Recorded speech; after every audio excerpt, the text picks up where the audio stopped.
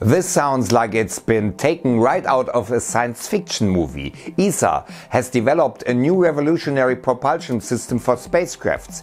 It uses the air molecules of the upper atmosphere of planets and thus allows significantly longer space missions. How does the drive work and what could that mean for space travel? Now on Clixoom Science Fiction, subscribe for 3 new videos every week. Welcome. 1, 2, 3.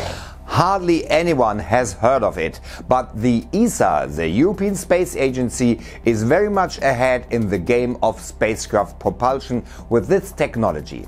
It has already used an electric dive in her Goce gravitational satellite. The satellite had the task to detect anomalies in the gravitational field of the Earth. Because the acceleration of gravity of 9.81 meters per second squared is not the same everywhere, and it looked for energy sources, underground heat sources that can be used for geothermal energy.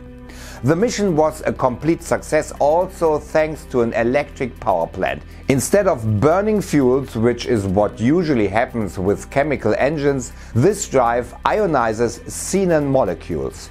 Due to the electric charge, these molecules can then be accelerated and ejected with electric fields. It creates a recoil. It's a bit like the old television tube. Here electrons were shot on a pictorial surface with the help of cathodes and anodes. Before that, they are compressed to produce a much stronger recoil. Until now, fuel was still needed for this technology. In the case of the Goce mission, it was 40 kilograms of xenon which had to be transported first and then eventually used up. The satellite crashed back to Earth and completely burned up near the Falkland Islands, close to Argentina. That was the end of the mission, but now ESA has tested a prototype where this does not have to happen anymore. Goce flew at an altitude of only 250 kilometers above the Earth, a height in which the drive is used above all to generate a counter force against the low air resistance in the thin atmosphere there. And there are many spacecrafts that fly so low to do their job. The ISS, the International Space Station, orbits the Earth at an altitude of only 400 kilometers. Now ESA has revolutionized this drive. Instead of using xenon, the noble gas was slowly replaced by air molecules during the test run.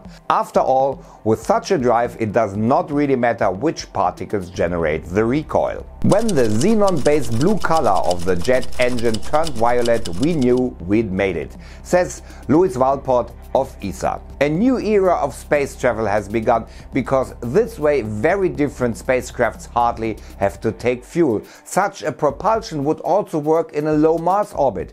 It would allow very long missions everywhere where particles can be sucked in, ionized and expelled in some way. And the electric energy needed for the drive can simply be generated by the sun through solar cells.